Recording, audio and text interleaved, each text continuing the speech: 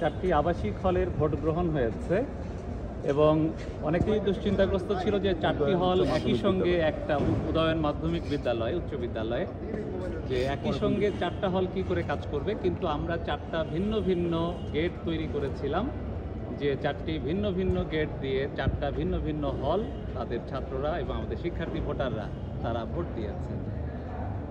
আমাদের প্রথম গেটে সূর্য সেন হলের শিক্ষার্থীরা তারা ভোট প্রদান করেছে এবং সেখানে 1498 জন মোট ভোটারের মধ্যে আমাদের ভোট দিতে এসেছে 1316 জন, অর্থাৎ এই সূর্য সেন হলে ভোট প্রদানের হার শতকরা 88%। আমাদের দ্বিতীয় যে গেট ছিল সে গেটটি ছিল জসিমউদ্দিন হলের জন্য। জসিমউদ্দিন হলের মোট 1303 জন ভোটার, তার মধ্যে ভোট গ্রহণ হয়েছে 1117 জন এবং এখানে ভোট প্রদানের হার প্রায় 86%।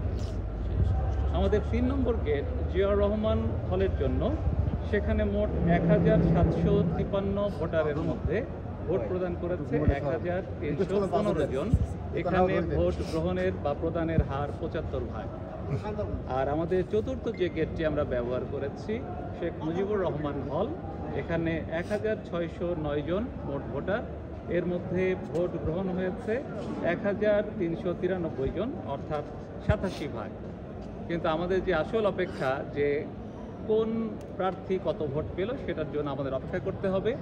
আমাদের এখন বিভিন্ন কেন্দ্রে এবং বিভিন্ন বুথে যারা পোলিং এজেন্ট হিসেবে কাজ করেছেন বিভিন্ন প্রার্থীর হয়ে বিশেষত, তারা সার্বক্ষণিক যারা ছিলেন তারা আছেন এবং তারা এই ভোট গ্রহণ শেষ না হওয়া পর্যন্ত আমাদের সঙ্গে থাকবেন এবং পুরো প্রক্রিয়া পর্যবেক্ষণ করবেন।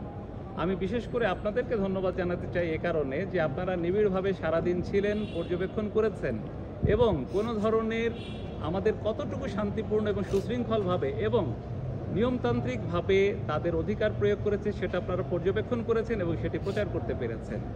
আরেকটি ব্যাপার, প্রচুর শিক্ষার্থী অপেক্ষায় আছে এই ভোটের ফলাফলের জন্য, আরও অপেক্ষায় আছে ভোট গণনা কার্যক্রম নিয়ে। ফলে বাইরে আমরা LED স্ক্রিন বসিয়েছি, সেই পর্দায় তারা ভোট গ্রহণটা দেখতে পাবে, ভোট গণনাটা দেখতে পাবে কী করে গণনা হচ্ছে। আমরা আশা করি যে আপনাদেরকে আশ্বস্ত করতে পেরেছি।